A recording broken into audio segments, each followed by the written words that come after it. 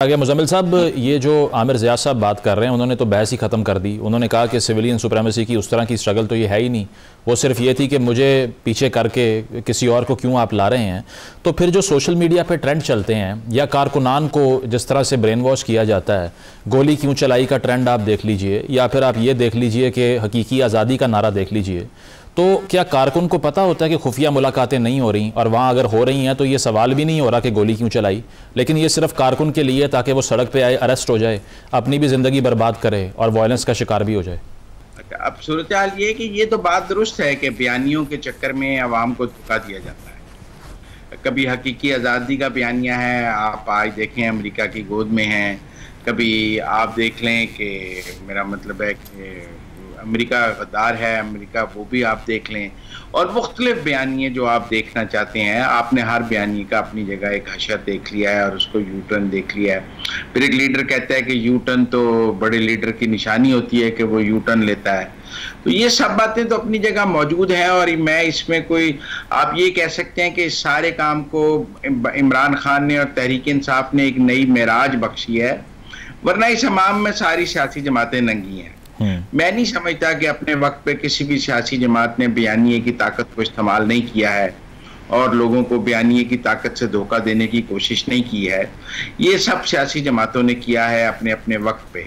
लेकिन आप ये कह लें कि जितना आर्टिस्टिकली और जितना ब्रूटेंटली इसको पीटीआई ने या इमरान खान ने किया है, इसकी माजी में मिसाल नहीं मिलती है। आप यही कह सकते हैं कि उन्होंने बहुत ज्यादा किया है, बाकियों ने कम किया था, लेकिन अपने अपने मौके पर सब ने इसमें जो है इस बहती गंगा में हाथ धोए हैं और बयानिए की ताकत को इसीलिए मैं समझता हूं कि पाकिस्तान की आवाम को बयानियों की सियासत से बाहर आना होगा और सियासी जमातों को उनकी कारकर्दगी पर वोट डालना होगा। बयानियों पर वोट डालने से, बयानियों पर वोट डालने का मतलब है धोखा खाना।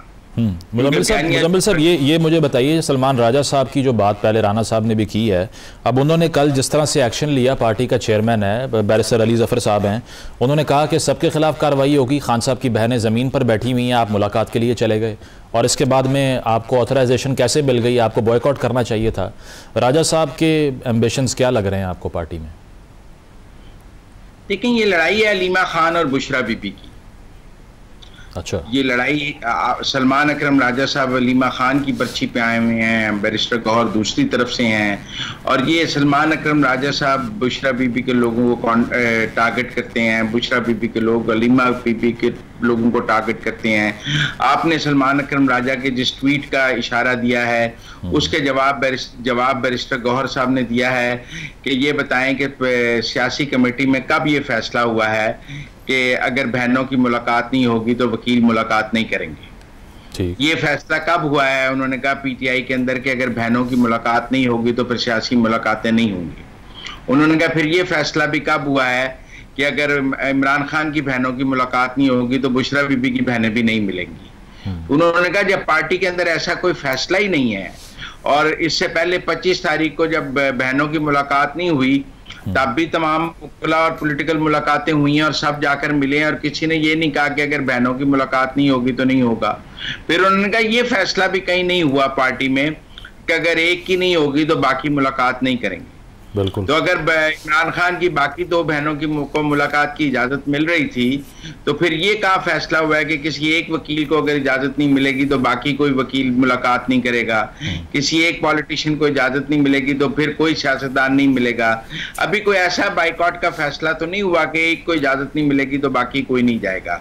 मेरे ख्याल में बैरिस्टर गौहर ने आज कहा है कि सलमान अकरम राजा साहब चीप पॉपुलैरिटी हासिल करने की कोशिश कर रहे हैं। मैं नहीं ये लफ्ज यूज कर रहा, ये लफ्ज बैरिस्टर गौहर साहब ने यूज किया है अपने रिस्पांस में कि चीप पॉपुलैरिटी लेने की कोशिश की जा रही है, और उन्होंने उसकी मजम्मत भी की है। तो मेरे ख्याल में जब जो बैरिस्टर गौहर का जवाब आ गया है तो मुझे और आपको तबसरा करने की क्या जरूरत है, जूतियों में दाल बट रही है।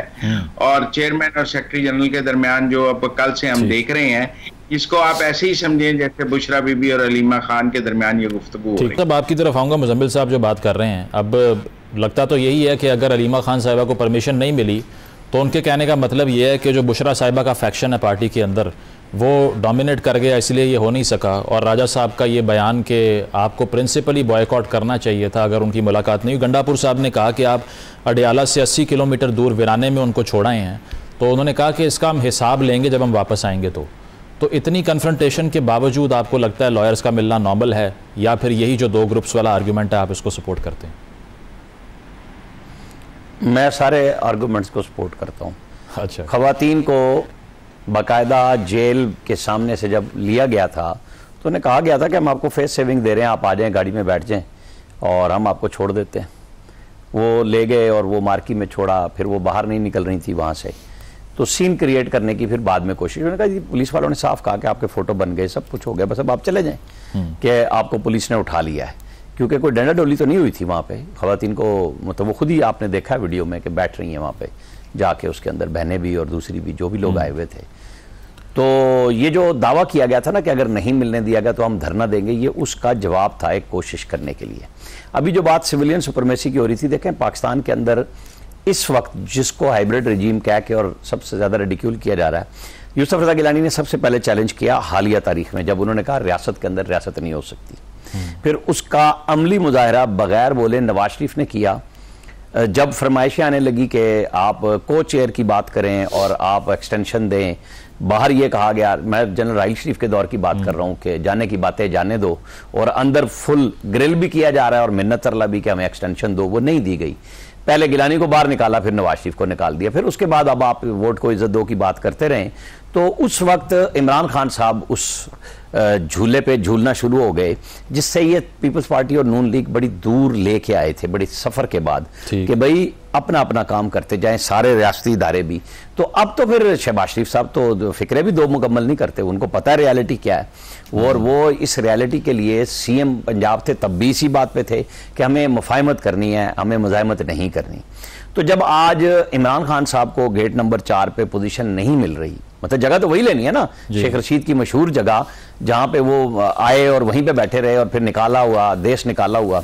याद है वो रायविंड के बाहर खड़े होकर कहते थे गिराओ जलाओ मार देंगे, कोई पकड़ने वाला नहीं था, कोई पूछने वाला नहीं था। इस मुल्क में मजहबी मुनाफरत फिरका वारियत की बुनियाद पे शेख रशीद नंबर 1 थे उसमें, आपको पता है। मतलब वो हर मस्जिद में जा जाके ये काम करते थे, जिसके नतीजे में फिर मसाजिद के अंदर सियासी ज़ोमा पे, सियासी जलसों के अंदर कहीं गोली चल रही है, कहीं स्याही फेंक रहे हैं, कहीं जूता चल रहा है। आज ये सामना करना पड़ रहा है इनको जो कुछ किया इन्होंने।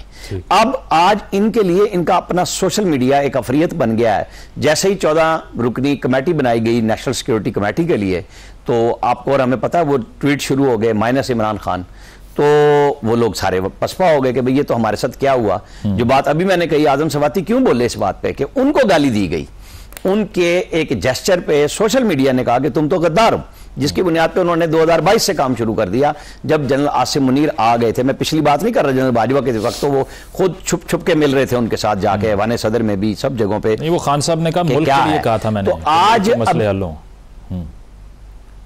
हाँ, मुल्क के मसले हल होने के लिए ऐवान सदर की उस मीटिंग में जाना जरूरी था जहां पे ना बताया जाए और डीजी आईएसपीआर भी आके बताएं कि आप हमें क्या क्या ऑफर कर रहे थे, डीजी आईएसआई बताएं आपको आके। फकीदुल मिसाल प्रेस कॉन्फ्रेंस थी ना।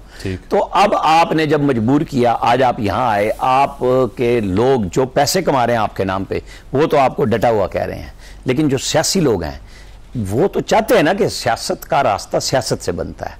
आप रियासत को गिरा के नहीं सियासत कर सकते, वो आप कोशिश कर रहे हैं, आपके लोग कोशिश कर रहे हैं, वो नहीं बन रहा। आपका डबल बयानिया पिट चुका हुआ है, लोगों को ये बात समझ आ गई है।